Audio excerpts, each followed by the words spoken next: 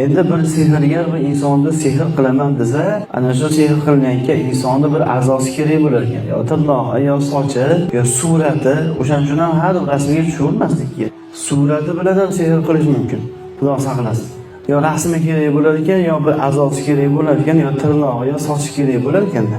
O'shaning uchun u ayollarga ham aytinglar, u kesilgan sochlarni lo'lilarga sotmas kerak. Olingan tirnoqlarni u poltayiga tashlamas kerak, ko'mish kerak.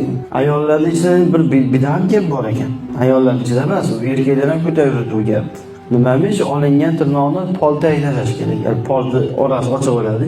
Yakka nima qilasiz? Ko'ming.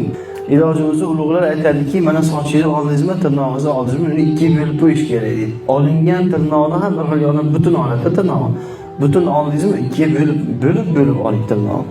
Sochingiz to'kildimi, boshingizdan o'shani ham 3 ga 4 ga bo'lib olish kerak deydi. Chunki qachondir u siz a'zoyingiz, tirnog'ingiz yoki sochingiz qanaqadir bir sehrga, Xudo saqlasin, bir yomon insonni qo'liga tushsa, sehr qila olmay qoladi deydi.